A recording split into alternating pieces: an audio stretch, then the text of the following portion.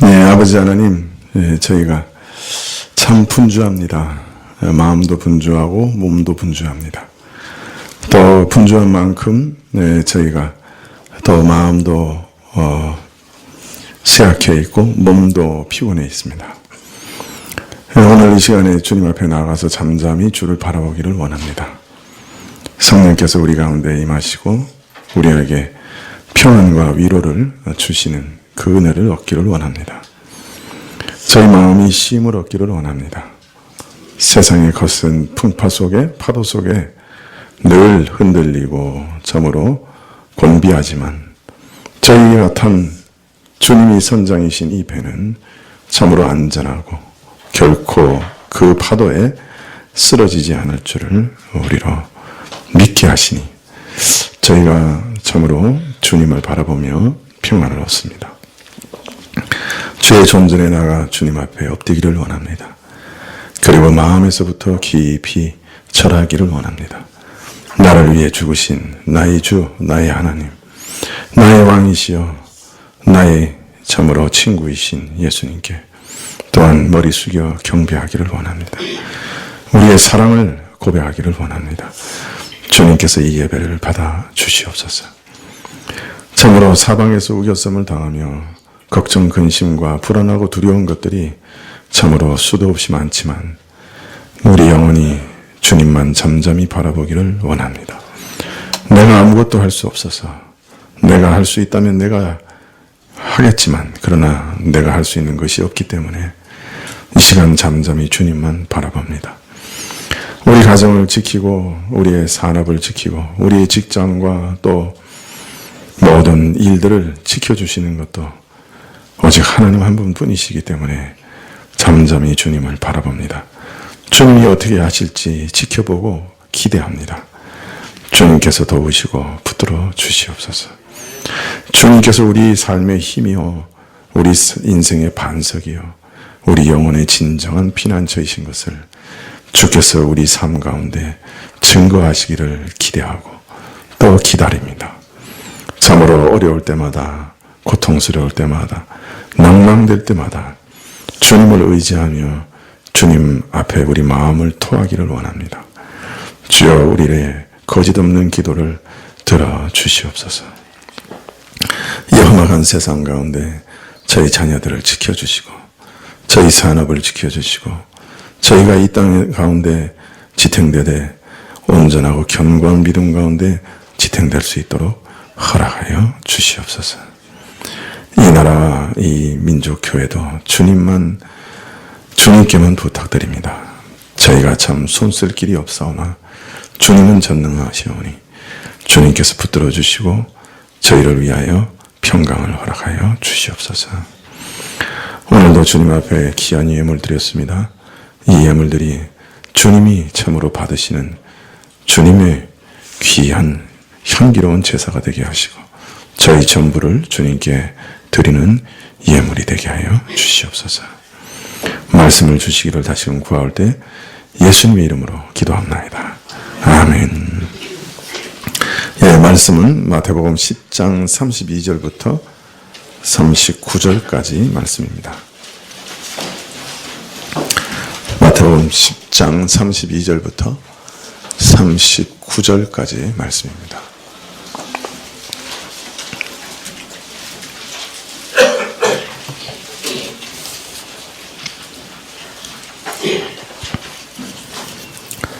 예, 32장부터 마태복음 10장 32절부터 찾으신 줄 알고 봉독해 드리겠습니다. 누구든지 사람 앞에서 나를 시인하면 나도 하늘에 계신 내 아버지 앞에서 저를 시인할 것이요 누구든지 사람 앞에서 나를 부인하면 나도 하늘에 계신 내 아버지 앞에서 저를 부인하리라. 내가 세상에 화평을 주러 온 줄로 생각지 말라. 화평이 아니요 검을 주러 왔노라. 내가 온 것은 사람이 그 아비와 딸이 어미와 며느리가 시어머니와 불화하게 하려 함이니 사람의 원수가 자기 집안 식구니라. 아비나 어미를 나보다 더 사랑하는 자는 내게 합당치 아니하고 아들이나 딸을 나보다 더 사랑하는 자도 내게 합당치 아니하고 또 자기 십자가를 지고 나를 쫓지 아니하는 자도 내게 합당치 아니하니라. 자기 목숨을 얻는 자는 잃을 것이요 나를 위하여 자기 목숨을 잃는 자는 얻으리라.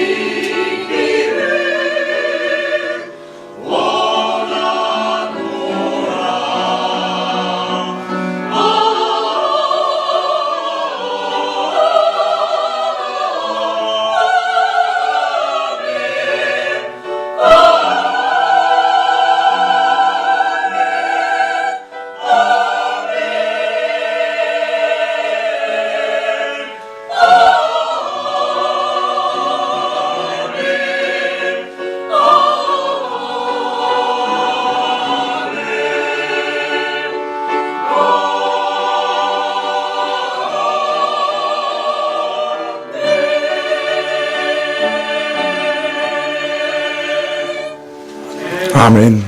예, 아름다운 찬양 감사드립니다. 예수님께서는 추수밭의 험악한 사정에 대해서 말씀하신 후에 이러한 험악한 상황 가운데서도 두려워하지 말아야 할 이유들을 말씀하십니다. 사실 상황이 험악한데 두려움을 느끼지 않는 자는 아무도 없을 것입니다.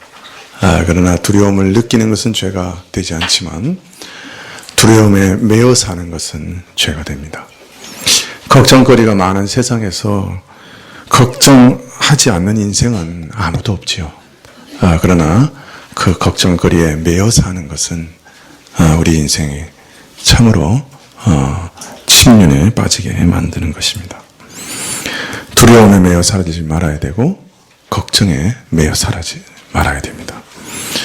그래서 예수님은 우리에게 두려워하지 말아야 할 이유를, 걱정하지 말아야 할 이유를 말씀하시므로 두려움과 걱정을 이길 길을 우리에게 알려주셨던 것이죠. 자, 예수님께서 말씀하신 그 이유들을 논리적인 순서로 정리해 보면, 첫째, 우리 인생의 감독이신 하나님께서는 우리를 향해서 놀라운 계획을 갖고 계시다는 겁니다.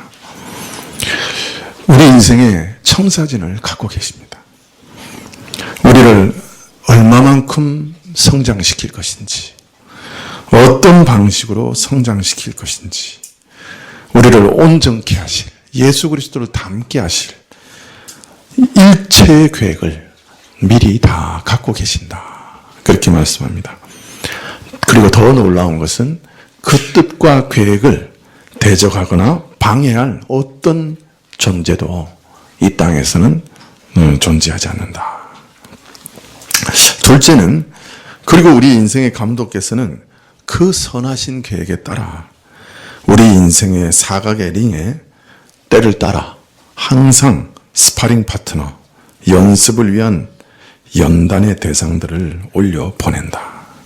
그래서 우리로 영적 전쟁을 치르게 하신다. 이렇게 말씀하십니다. 영적 전쟁을 일평생 배우게 하신다.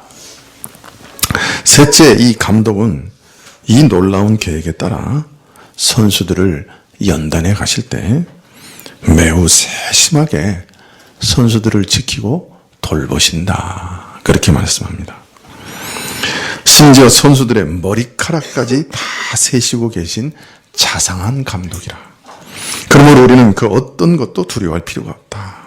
우리 인생의 감독 되신 하나님께서 작은 일에서 큰 일까지, 그 일들이 일어날 시간과 그와 관계된 사람들의 마음까지 모든 것을 세밀히 주관하시고 계시기 때문에 두려워할 필요가 없다. 그렇게 말씀합니다. 그리고 지난주에는 네 번째로, 이런 감독 밑에 있는 선수들은 오직 자신들을 지도하는 그 감독만 두려워해야 한다라고 가르치십니다. 감독을 두려워해야 하고 스파링 파트너를 두려워해서는 안 된다.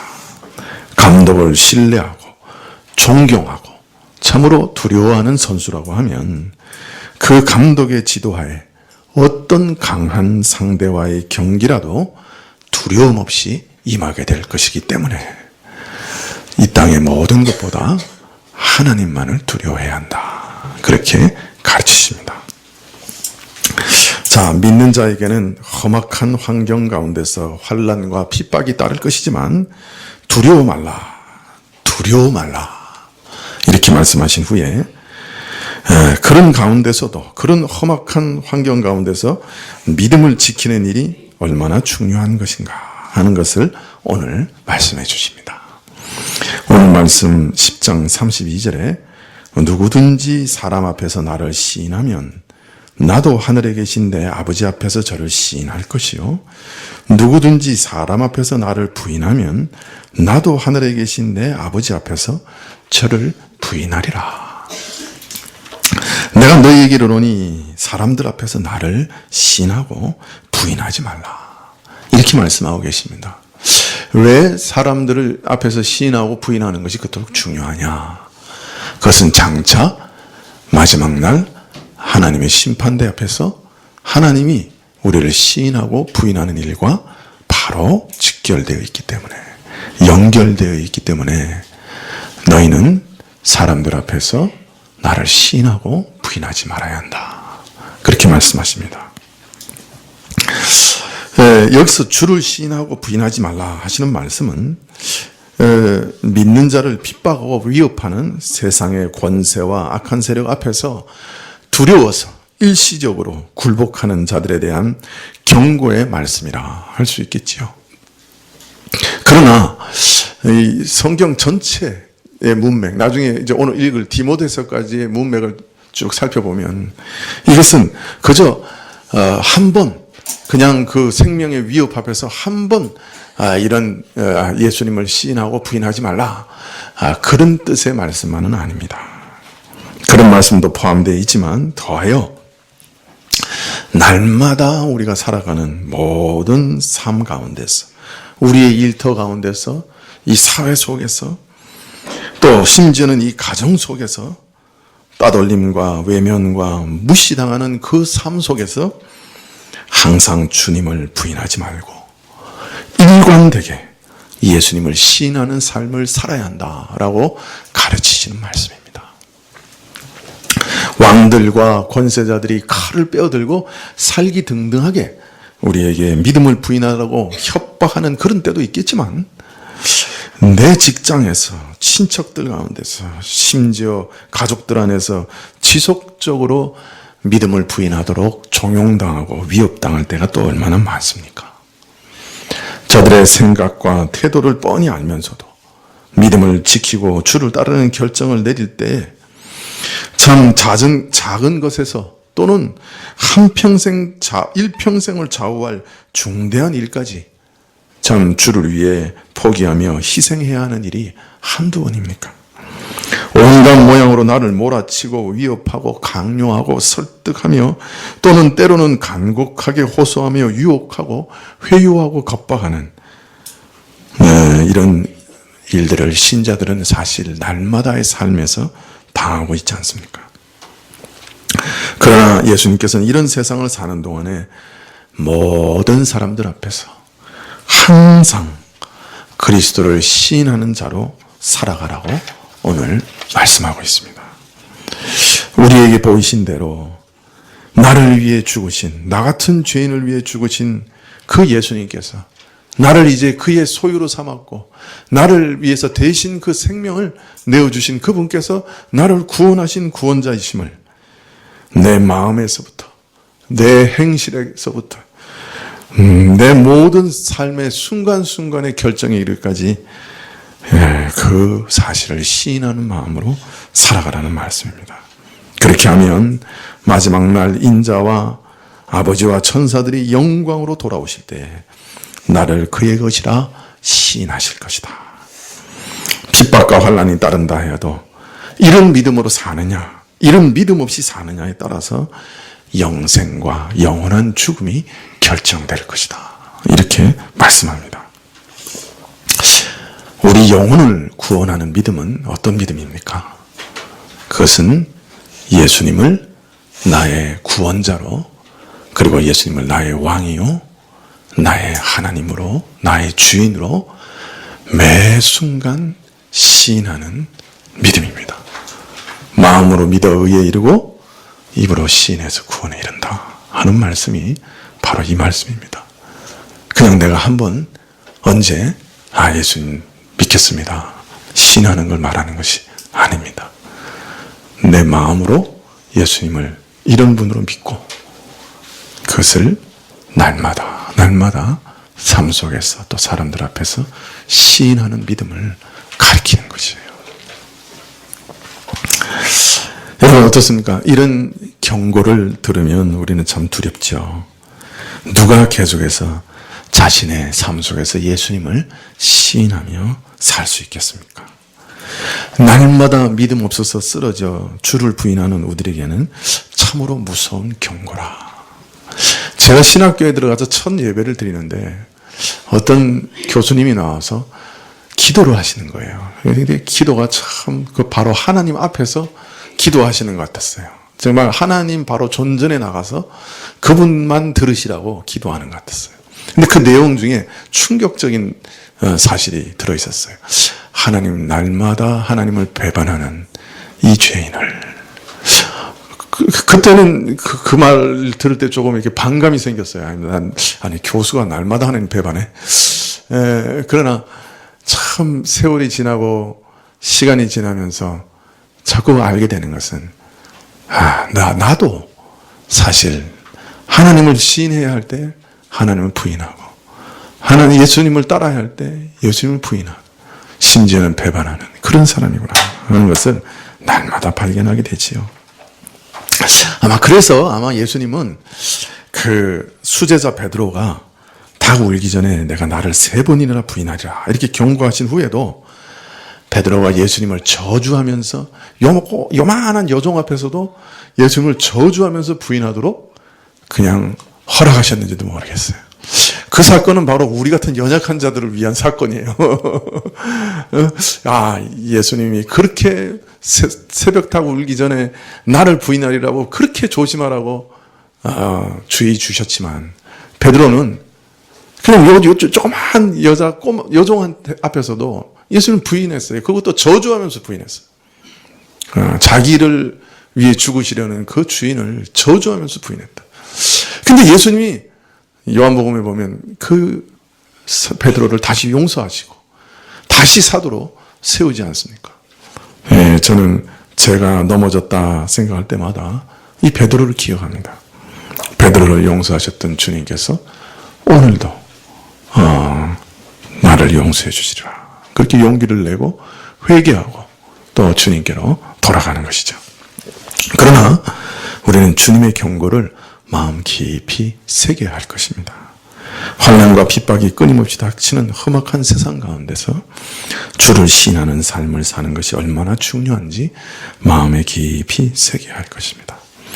사람 앞에서 나를 시인하는 그 사람은 모든 생활에서, 모든 행동에서, 범사에 주를 시인하는 그런 삶을 사는 그 사람은 장차 인자가 올 때 하나님 앞에서 나도 그를 시인하겠으나, 이 땅에서 나를 부인하는 그 사람에 대해서는 자신이 예수님께 속한 자가 아니라고 이 땅에서 말과 행실과 마음으로 계속 증거하고 증명한 사람들은 장차 나도 너를 모른다고 부인할 것이다. 심판날에 우리가 이 땅에 확증해 온 것을 예수님께서는 공개적으로 모든 온 세상 앞에서 명백하게 밝히실 것이다. 내가 이 땅에서 증거해 온 것을, 증명해낸 것을 예수님께서는 마지막 날 공개적으로 드러내실 것이다.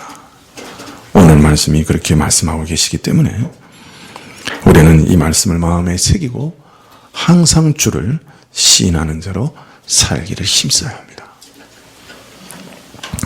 그러나 오늘 말씀은 우리에게 경고인 동시에 큰 위로이기도 합니다. 디모데 후서 2장 11절 이하를 한번 보기를 원합니다.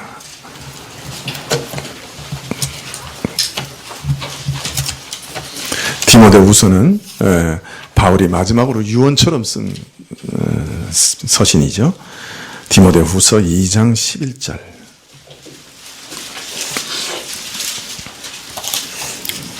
11절부터 13절까지 우리 찾으셨으면 한번 같이 읽어보실까요? 신약 344쪽인데요. 디모데 후서 2장 11절. 미쁘다 이 말이요, 우리가 주와 함께 죽었으면 또한 함께 살 것이요, 참으면 또한 함께 왕노릇할 것이요, 우리가 주를 부인하면 주도 우리를 부인하실 것이라. 우리는 미쁨이 없을지라도 주는 일양 미쁘시니 자기를 부인할 수 없으시리라. 사실 디모데에게 바울이 지금 보내는 이 서신에서 바울은 예수님이 오늘 마태복음에 말씀하신 것을 어떤 면에서는 해석해서 주석을 달아서 다시 말씀하고 있다고 할 수 있습니다. 도대체 예수님이 지금 말씀하신 게 무슨 말씀이냐 하는 것을 해석하고 계시는 거죠. 미쁘다 이 말이야. 참 이것은 신실한 말씀이다. 지금 바울은 복음을 전하다가 감옥에 갇혀 있습니다. 정말 핍박과 환난과 고난을 당하고 있죠. 그러나 바울은 이렇게 얘기합니다. 이런 모든 환난과 핍박이 그리고 이런 고난이 헛되지 않는다. 의미가 있는 것이다. 왜냐하면 하나님의 신실한 말씀이 있기 때문이다. 미쁘다 이 말이에요. 하나님이 신실하게 약속하신 이 말씀이 있다. 우리가 주와 함께 죽었으면 또한 함께 살 것이요 참으면 또한 함께 왕노릇할 것이며 우리가 주를 부인하면 주도 우리를 부인할 것이다. 우리는 미쁨이 없을지라도 주는 일양 미쁘시니 자기를 부인할 수 없으리라. 나의 부패한 옛사람이 그리스도 안에 죽었으니 이제는 그리스도와 함께 새롭게 태어나 새 생명을 얻은 사람이다. 주와 죽었기 때문에 우리는 다시 새 생명으로 태어났다. 또 우리가 인내하며 주를 따라 살면 주와 함께 왕노릇하게 될 것이다. 그리스도와 온전히 연합된 자로서 마지막 날 주의 영광이 온전히 드러날 때 내가 주와 온전히 연합되고 주와 같은 자가 될 것을 보게 될 것이다. 왕노릇하는 것을 보게 될 것이다. 그러나 주를 부인하는 자는 예수님 역시 하나님 앞에서 저를 부인하실 것이다. 12절에 참으면 그랬어요. 인내를 계속해 가면 왕노릇하게 될 것이다. 그러나 주를 부인하면 그러면 그 말은 인내와 반대되는 것이죠.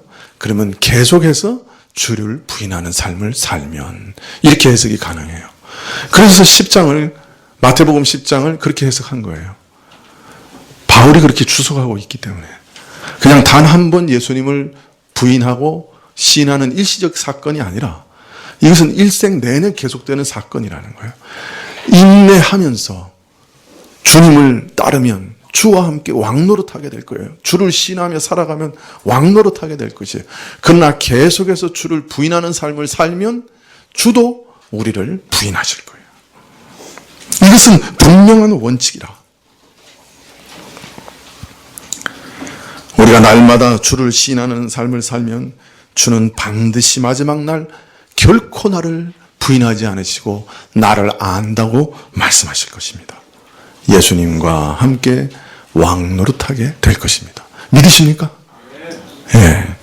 이 말씀은 그래서 두려움을 이기는 또 하나의 길을 우리에게 가르쳐 주십니다.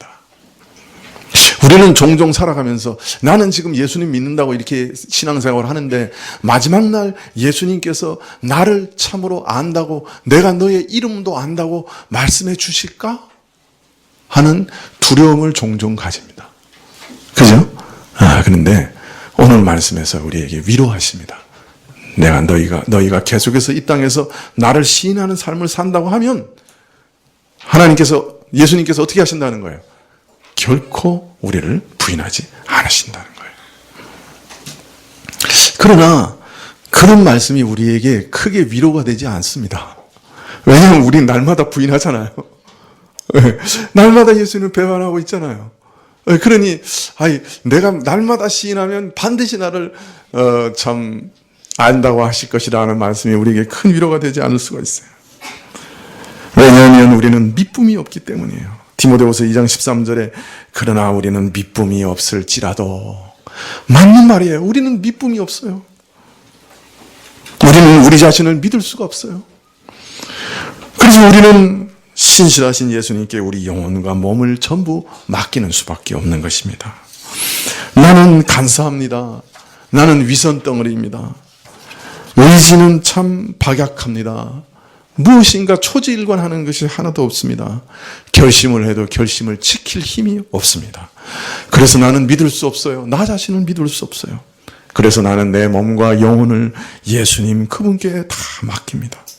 죄로 얼룩져 참 냄새나는 악에 찌든 나 같은 죄인을 위해 그런 죄인인 줄 아시면서 그 죄인을 사랑하셔서 자신의 생명을 주신 그분께 내 영혼을 맡깁니다. 내 앞날을 맡깁니다. 그러니 그는 나를 마지막 날 부인하지 않으실 겁니다. 지금은 울며 절며 가지만 그가 나를 지키실 겁니다. 나는 지금 오늘도 넘어지지만 그가 일으켜 세우실 겁니다. 끝까지 주를 신하며 살아가게 하실 겁니다. 그가 능력을 주실 겁니다. 그가 연약한 나를 마지막까지 지키실 겁니다. 왜냐하면 예수님은 결코 자신을 부인하실 수 없는 분이시기 때문입니다.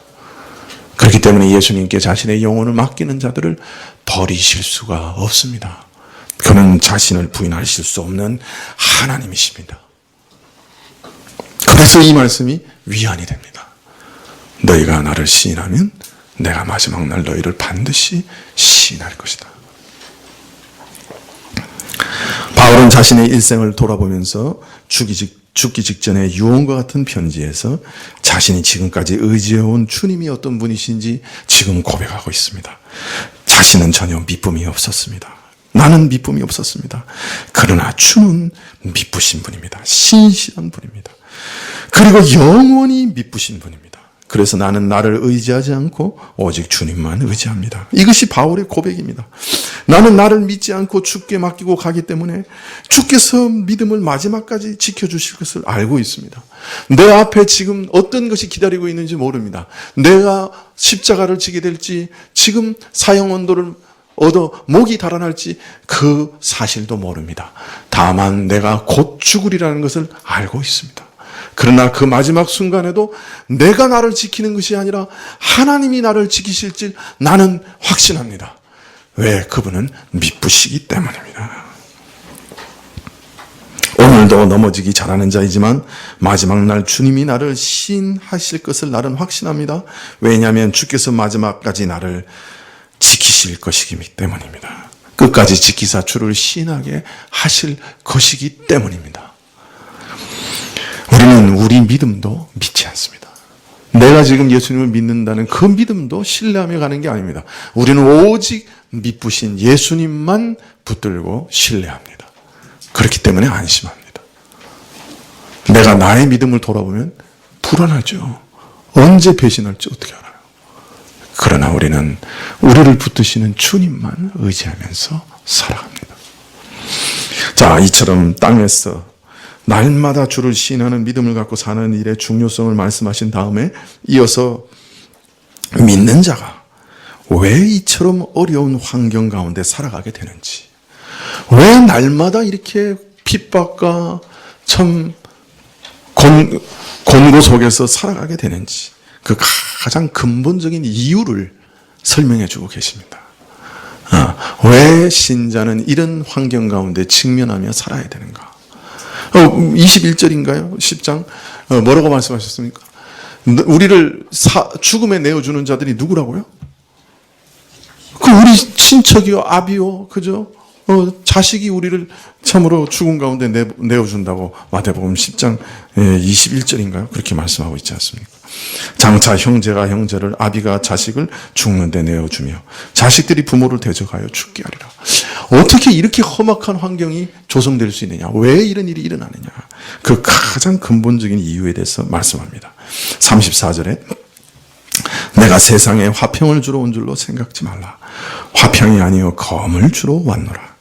내가 온 것은 사람이 그 아비와 딸이 어미와 며느리가 시어머니와 불화하게 하려 함이니 사람의 원수가 자기 집안 식구니라. 예수님께서 지금 자신이 이 세상에 오신 이유가 어떤 전쟁을 시작하기 위해서 오신 것이라고 알리고 계십니다. 더 구체적으로 설명하시되 내가 온 것은 불화하게 하려 함이라고 말씀하셨습니다. 우리말로는 불화하게 함이라고 되어 있는데 진짜 본래 뜻대로 직역하면 둘로 쪼개어 나누다 하는 뜻입니다. 딱 칼로 탁 쳐서 둘로 딱 나누는 거예요. 그러니까 예수님이 오신 목적이 뭐라고요? 이 땅에 오신 것은 세상을 둘로 쪼개어 나누기 위해서 오신 거예요. 주님께서 이처럼 세상과 충돌하시는 것은 주님의 뜻이 아니었는데 마지못해서 충돌하신 게 아니었어요. 오히려 이렇게 충돌하신 것은 적극적으로 원하셨던 것이에요. 그래서 세상은 예수님을 대적하여 십자가에 못 박았던 거예요. 모든 사람이, 온 세상이 범죄하여 마귀에게 속하게 되었죠. 이처럼 마귀에게 속하여 모두가 한결같이 하나님을 대적하며 서로 미워하고 다투는 가운데 살아갑니다.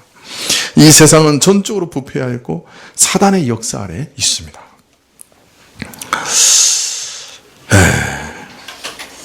예수님께서 이런 세상에 오신 것은 사단과 타협하려 하심도 아니요 세상과 타협하려 하심도 아니었습니다. 예수님께서 세상에 오신 것은 오히려 세상을 지배하는 마귀를 파하려고 오신 것이었습니다. 그러므로 이 세상과 예수님 사이에는 타협점이라는 것은 전혀 없습니다. 그러므로 예수님께서는 자신을 믿는 자들을 하나님과 화목하게 하시고 서로 사랑하게 하시되 세상과는 다투게 하시기 위해 오셨습니다. 세상으로부터 완전히 나오게 하시기 위해서 오셨습니다. 예수님께서 시작하신 일은 끝까지 마귀에게 속하여 하나님을 미워하고 대적하며 불순종하는 자들로부터 하나님과 화목하며 그를 사랑하는 자들을 분리해 내시는 전쟁을 위해 오셨습니다. 이 전쟁은 온 인류를 예수님을 영접하는 자와 거부하는 자, 이 은혜를 입은 자와 입지 못한 자로 나누는 일이었습니다. 바로 이 때문에 필연적으로 이 둘 사이에는 갈등과 분열이 시작되었던 것이죠. 내가 평화를 주러 온 것이 아니요 칼을 주러 온 것이다 하는 말씀이 바로 이것입니다. 믿는 자가 세상으로부터 미움과 박해를 받는 근본적인 이유도 바로 여기 있습니다. 이 나님은 너무나 근본적인 분열이고 이 나님은 너무나 근본적인 구분이기 때문에 세상의 어떤 인간관계도 이것을 덮어두거나 꿰맬 수가 없습니다. 그래서 35절에 말씀합니다. 내가 온 것은 사람이 그 아비와 딸이 어미와 며느리가 시어머니와 불화하게 하려 함이니 사람의 원수가 자기 집안 식구리라. 한 사람은 하나님께 속하였고 한 사람은 마귀에게 속하였습니다. 한 사람은 하나님을 사랑하고 의지하며 순종하는 반면에 한 사람은 하나님을 미워하고 대적하고 불순종합니다. 이렇게 나누어 있으니 세상의 어떤 것도 이 차이와 틈을 극복할 수가 없습니다. 이런 근본적인 나님과 차이 때문에 믿음과 불신앙은 심지어 이 세상에서 가장 밀접한 관계인 혈육도 갈라놓습니다. 아비와 자식을 갈라놓기도 하며 딸과 어미를 며느리와 시어머니를 둘로 갈라놓아 원수가 되게 하기도 합니다. 참으로 무섭고 근본적인 구별이요 분열이라. 물론 믿는 자가 믿지 않는 부모나 자식, 형제와 친족을 외면하거나 관계를 끊으라는 말은 결코 아닙니다.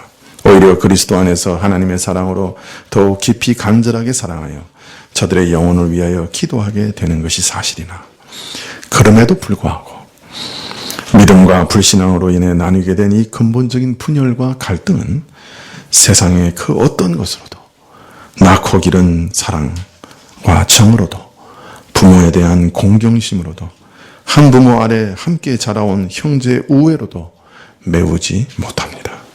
오히려 날로 더욱 뚜렷하게 그 구분이 의식되게 되는 것입니다. 왜냐하면 이 분열은 죽은 자와 산 자 그 차이만큼 뿌리 깊은 것이기 때문입니다.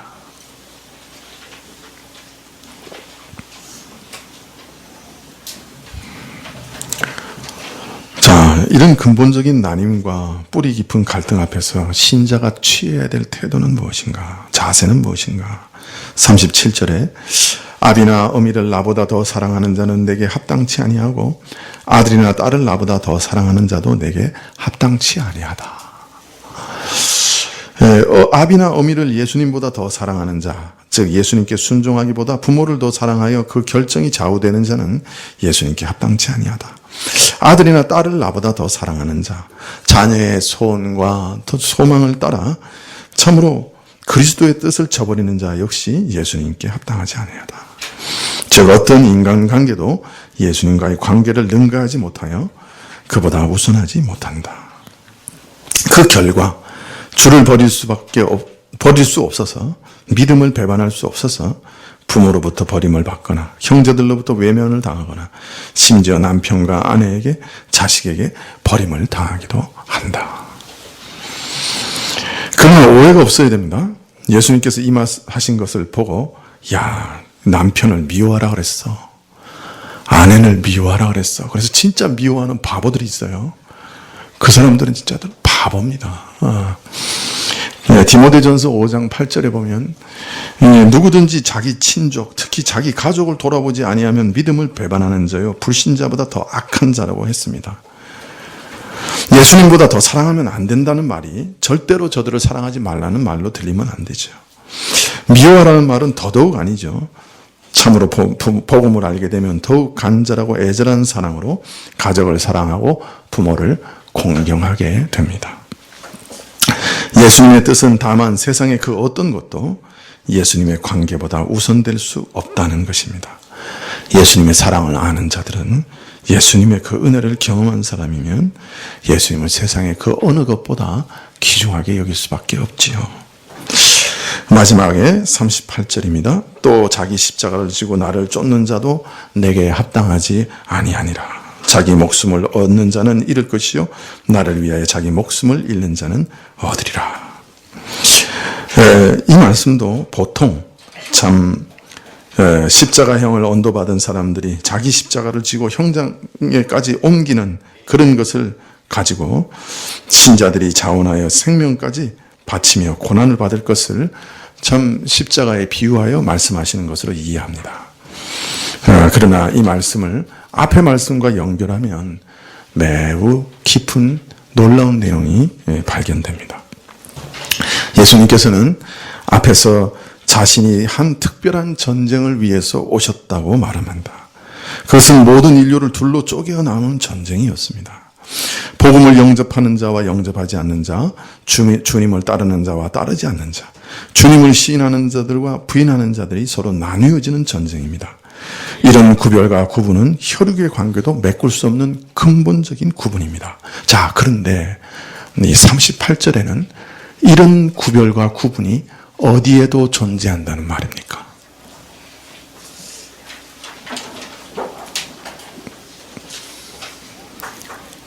이런 구분 앞에서 우리는 그 어떤 자들보다 예수님을 사랑해야 하는 자세를 가져야 합니다.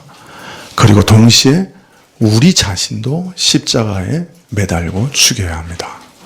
자, 그렇다면 이런 깊고 무서운 구분이 어디에도 존재한다는 것입니까? 예? 우리 자신의 마음속에도 존재한다는 거예요. 이것은 그냥 혈육 관계, 이 세상의 사람들과의 관계, 거기에만 그치는 게 아니라는 거예요. 예수님께서 칼을 들이미셔서 구분시키시고 둘로 나누신 그 전쟁 안에는 우리 마음도 포함된다는 거예요. 신자 각자의 마음 안에 주를 따르지 않는 자가 있고 주를 부인하는 자가 있습니다. 그것이 신자 마음 안에 있습니다. 그것을 이제 자기 십자가로 죽여야 합니다. 그래서 마태복음 16장 24절에는 이 말씀을 더 자세히 가르치시되 예수께서 제자들에게 이르시되 아무든지 나를 따라오려거든 자기를 부인하고 자기 십자가를 지고 나를 쫓을 것이니라. 내가 싸워야 할 대상이 누구라고요? 나 자신이라고. 자기 목숨이라고. 자기를 부인해야 된다고 얘기하고 있습니다. 로마서에서는 신자 안에 죽여야 할 이 대상을 육이라고 하는 말로 설명합니다. 이것은 신자에게 주어진 새 사람에게 대적하고 대항하는 옛사람의 잔존 세력입니다. 잔존 세력이라고 하지만 실로 거대한 세력입니다. 마귀와 끈이 닿아 있는 세력입니다. 예수님께서는 이 육에 대해서 그 육에서 나오는 것들을 이렇게 설명하셨습니다. 마태복음 15장 19절에 마음에서 나오는 것은 악한 생각과 살인과 간음과 음란과 도적질과 거짓 증거와 회방이니 이런 것들이 사람을 더럽게 하는 것이라. 여러분, 신자의 마음속에는 거대한 구별되는 두 세력이 있습니다. 신자의 마음 안에는 하나님을 사랑하고 이웃을 사랑하고 희락과 화평과 오래 참음과 자비와 양성과 충성과 온유와 절제와 같은 온갖 아름다운 것들이 들어있습니다. 이런 아름다운 마음들이 들어있습니다. 그런데 놀라운 것은 동시에 악한 생각과 살인과 간음과 음란과 도적질과 거짓 증언과 회방과 같은 지독하게 더러운 마음들도 동시에 들어있습니다. 이 두 종류의 마음은 도무지 화해할 수 없습니다. 같이 공존할 수 없습니다. 하나는 다른 하나와 반드시 전쟁을 벌입니다. 두 마음은 도저히 건널 수 없는 심연과 같은 분열을 갖고 있습니다. 하나는 성령이 우리 마음에 창조하신 것이고 하나는 우리가 태어날 때부터 가지고 있는 본성입니다.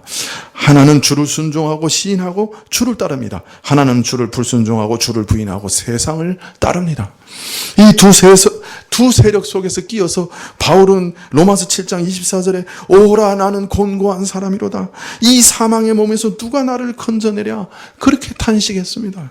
그러나 우리가 알 것은 사실 이런 탄식도 예수님의 그 말씀의 검이 우리 심령을 둘로 쪼개어내었기 때문에 가능한 탄식입니다. 여러분은 여러분 안에 이 두 거대한 세력을 느끼고 계십니까? 화해할 수 없는 두 세력을 경험하고 계십니까? 내 안에 거대한 분리를 보고 있습니까? 그렇다면 복된 사람입니다. 비록 우리는 세 사람의 그 아름다운 마음을 따라가지 못해서 날마다 오라 공고한 사람이로다. 이 사망의 몸에서 누가 나를 건져내랴 탄식할지라도 이러한 분리를 경험하고 있다면 복된 사람입니다. 그러므로 신자는 이제 이 옛사람의 잔존 세력을 십자가에 못 박아야 합니다. 성령의 능력으로 부인해야 합니다. 자기를 죽여야 합니다. 나를 미워하고 그리스도를 가장 사랑해야 합니다. 말씀을 마치겠습니다. 이 땅 위에서 주를 시인한다는 말의 뜻이 얼마나 깊고 대단한 것인지 여러분 잘 생각해 보십시오. 믿는다고 하는 것이 주를 시인하며 날마다 마음으로 믿어 입으로 시인한다는 것이 얼마나 대단한 것인지요. 그냥 사람들 앞에서 내가 예수님 믿소 그러면서 다른 사람들 다 밥 그냥 먹을 때 기도하면서 밥 먹는다는 것, 그것 정도 얘기하는 거 아니에요. 이 땅에서 주로 신하고 산다는 것은 이런 것입니다. 가족으로부터 버림을 당할 수도 있고 목숨을 내어놓아야 할 일도 있습니다. 더 근본적으로는 나를 내어놓아야 합니다. 내 안에 있는 옛사람의 잔존 세력을 죽여야 합니다. 그래서 내 안에서 나의 모든 삶의 기회에 생의 모든 순간에 모든 결정에 주를 시인하며 살아야 합니다. 주를 시인하는 자로 산다는 것은, 주를 믿고 따른다는 것은 바로 이런 것을 얘기하는 것입니다.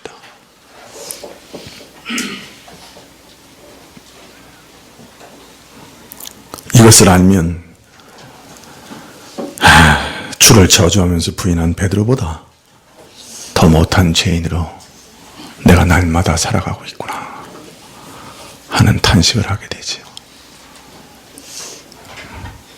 마음으로 믿어 의에 이르고 입으로 시인해서 구원에 이른다. 그 시인이라고 하는 게 뭐냐? 그냥 단 한 번 내가 예수님 믿겠습니다. 그것만 말하는 것 아니라 내 삶의 모든 순간에, 내 결정의 모든 순간마다, 삶의 현장 속에서, 내 마음의 생각 속에서까지 주를 시인하면서 살아가는 것을 말하는 것입니다. 이런 믿음은 오직 성령 하나님만 우리 안에 주시는 거예요. 사람이 결심한다고 되는 게 아니에요. 그래서 믿음은 선물로 주어지는 것이다. 자꾸 얘기하는 거지. 내 안에 거대한 구별을 발견하시면 성령께 나가세요. 성령께 나가서 옛사람에 지지 말고 새 사람으로 날마다 주를 시인하며 살게 해달라고 그분께 전적으로 자신을 맡기세요. 기도하시겠습니다.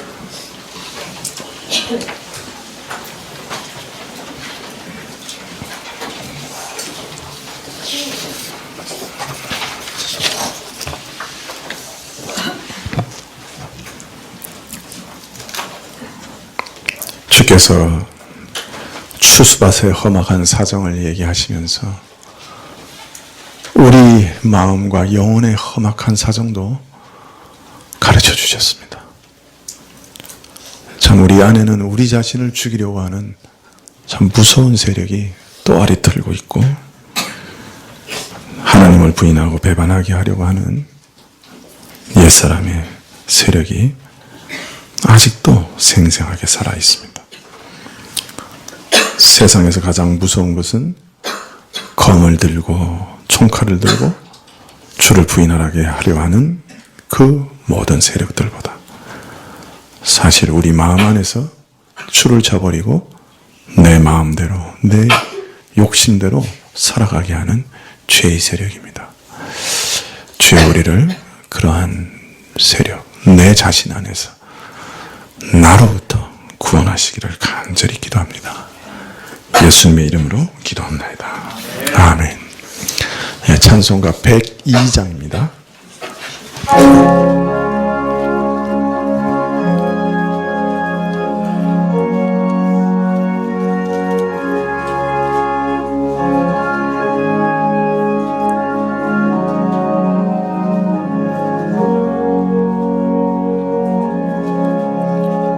주 예수보다도 귀한 것은 없네. 이 세상 부귀와 바꿀 수 없네.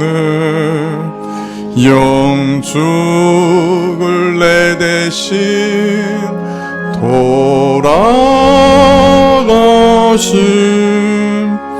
그 놀라운 사랑 잊지 못해. 세상 즐거움 다 버리고 세상 자랑도 버렸네. 주 예수보다도 귀한 것은 없네. 예수 밖에는 없네. 주 예수보다도 귀한 것은 없네. 이 세상 명예와 바꿀 수 없네. 이전에 즐기던 세상 일도 주 사랑하는 마음 뺏지 못해. 세상 즐거움 다 버리고 세상 자랑도 버렸네. 주 예수보다도 귀한 것은 없네. 예수 밖에는 없네. 주 예수보다도 귀한 것은 없네. 이 세상 행복과 바꿀 수 없네. 유혹과 핍박이 몰려와도 주 섬기는 내 맘 변치 못해. 세상 즐거움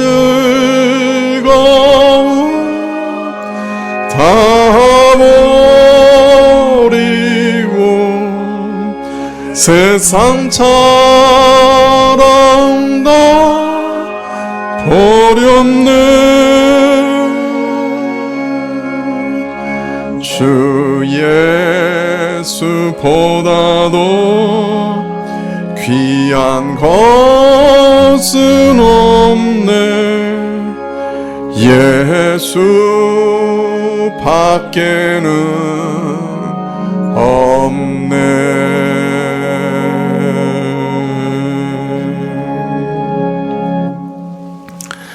예, 오늘 말씀 아주 빠른 속도로 말씀을 드려서 휙 지나가게 되었는지도 모르겠습니다. 그러나 굉장히 성경의 가장 근본적인 원리를, 구원의 원리를 말씀드린 것이기 때문에 또 한번 들어보시고 또 필요하신 분들은 원고를 요청하시면 원고도 드릴 수 있겠습니다.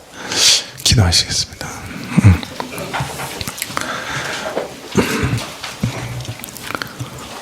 지금은 우리 주 예수 그리스도의 은혜와 하나님 아버지의 그 크신 사랑과 이 은혜와 사랑을 깨닫게 하시고 누리게 하시는 성령님의 교통하시고 역사하심이